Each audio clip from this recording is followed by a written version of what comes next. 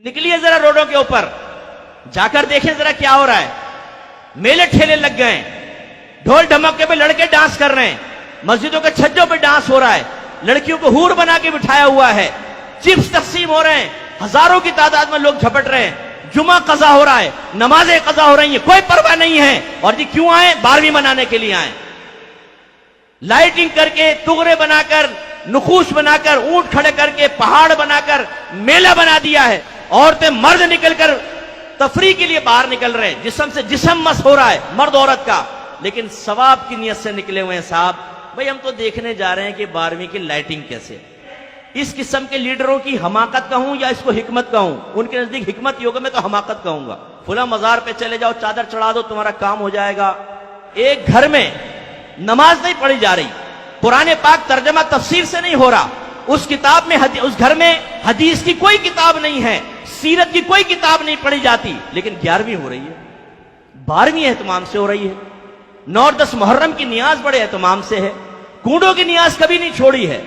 ماہانہ ختم قادری بھی ہو رہا ہے, آیت کریمہ کا ختم بھی ہو رہا ہے, ابا مرے ہیں تو تیجا 40واں بھی کیا گیا ہے. لیکن جو اصل دین تھا, جس کی ترقین, جس کی ترغیب, جس کے بارے میں حکم قرآن و حدیث میں موجود ہے, وہ ہمارے ان مقررین نے بنایا ہے جو صرف بزرگوں کی کرامات سناتے رہتے ہیں, ان کے فضائل سناتے رہتے ہیں, اور قوموں کو یقین دلاتے ہیں کہ تم نماز نہیں بھی پڑھو گے غوث پاک تمہیں جنت میں لے جائیں گے, مریدین تمہیں جنت میں لے جائیں گے, تم نعت خوانی میں بیٹھو, نبی کریم صلی اللہ علیہ وسلم بروز قیامت تمہیں اپنے ساتھ جنت میں لے جائیں گے.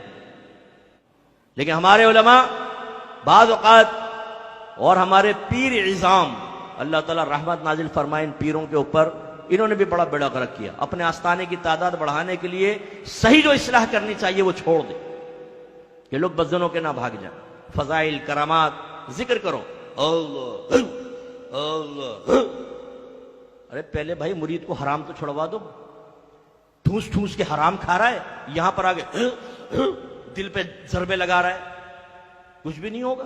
100 سال ضربے لگاتا رہے, اس سے کہاں دل صاف ہوتا؟